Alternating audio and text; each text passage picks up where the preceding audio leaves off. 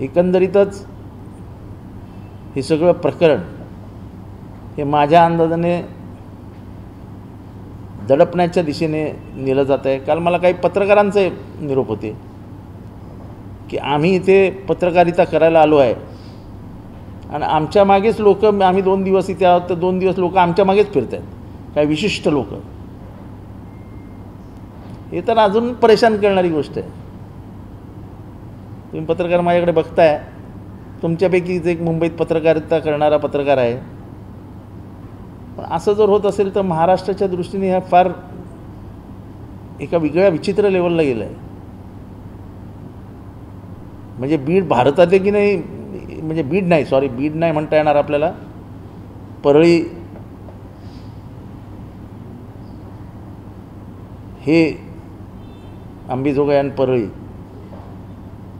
हा एवढाच पट्टा आहे। आता जसा दाऊद पाकमोडे या स्ट्रीटमध्ये, छोट्याशा स्ट्रीटमध्ये होता पूर्वी, आता तो इंटरनॅशनल झाला, तसे माननीय वाल्मिक कन्ना कराड साहेब हे छोट्याशा परळीत होते, ते आता बीडचं राख त्यांच्याकडे, बीडचा मटका त्यांच्याकडे, बीडची दारू त्यांच्याकडे, सगळ्या एजन्स्या त्यांच्याकडे। हे घडतं कसं?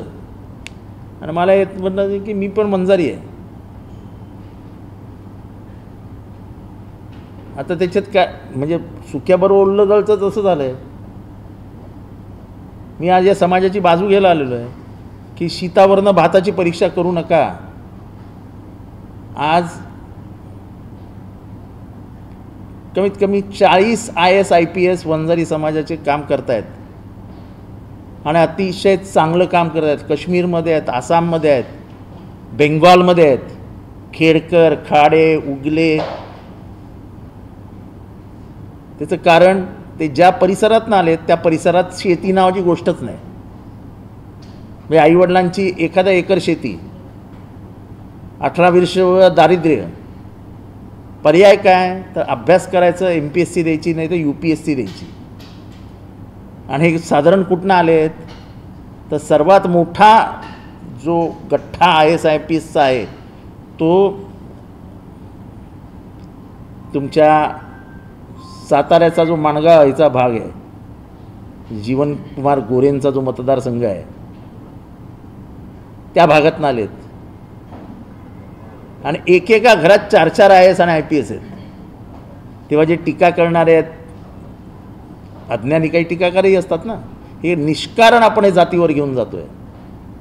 तुम्ही खुनालाही रक्तालाही जात लावणार असाल तर ही अधोगती मी फार पूर्वीपासून सांगतो की पहिल्यांदा ते धर्मावर येतील, नंतर ते जातीवर येतील आणि हळूहळू पोटजातीवर जातील। झाले ना, जातीवर आले की नाही? धर्म कुठे दिसतोय आता? नाही, धर्म गेला बाजूला, फेकला गेला। आता ते जातीवर आले, आता ते पोटजातीवर जातील, नंतर ते भाषेवर येतात, मग नंतर ते प्रांतावर जातात।